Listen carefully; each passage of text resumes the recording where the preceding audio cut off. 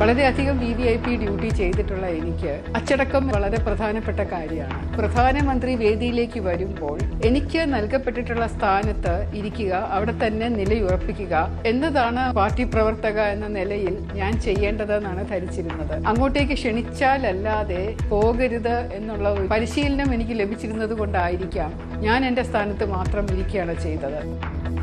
പ്രധാനമന്ത്രിയുടെ സമ്മേളനത്തിലെ വിവാദത്തിൽ വിശദീകരണവുമായി ആർ ശ്രീലേഖ. വിളിക്കാതെ VVIPകളുടെ അടുത്ത് പോകരുതെന്നാണ് പഠിപ്പിച്ചിരിക്കുന്നത്. നിശ്ചയിച്ച സ്ഥലത്ത് തുടർന്നത് അച്ചടക്കത്തിന്റെ ഭാഗമായെന്നും ശ്രീലേഖ.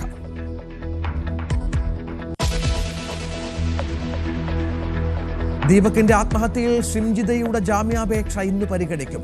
ബസ്സിൽ ലൈംഗിക അതിക്രമം നേരിട്ടുന്നതിൽ ഉറച്ച ഷിംജിത. വീഡിയോ ദൃശ്യങ്ങളിൽ തെളിവില്ലെന്ന് പോലീസ്.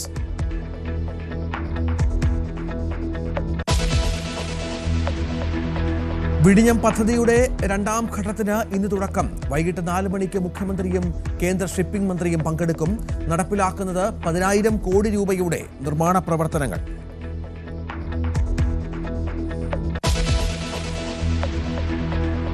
ക്രിസ്തുമസ് പുതുവത്സര ബമ്പർ ഭാഗ്യക്കുറി നറുക്കെടുപ്പ് ഇന്ന്. ഒന്നാം സമ്മാനം 20 കോടി. ഇതുവരെ 54,08,880 ടിക്കറ്റുകൾ വിറ്റു.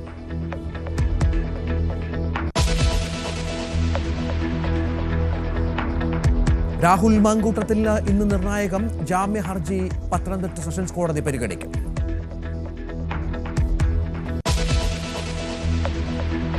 റഷ്യ യുക്രൈൻ യുദ്ധം അവസാനിപ്പിക്കാൻ UAEയിൽ നടന്ന ചർച്ചകളിലും പ്രതീക്ഷ മങ്ങുന്നു. തർക്കം ഡോൺബാസ് മേഖല വിട്ടുവീഴ്ചകൾക്ക് റഷ്യയും തയ്യാറാകണമെന്ന് സെലൻസ്കി.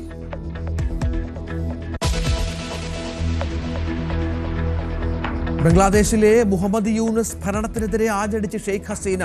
അരാജകത്വത്തിലേക്കാണ് ബംഗ്ലാദേശ് എന്ന വിമർശനം. ഇരുണ്ട മണിക്കൂറുകളിലൂടെയാണ് ബംഗ്ലാദേശ് കടന്നുപോകുന്നതെന്നും മുൻ പ്രധാനമന്ത്രി.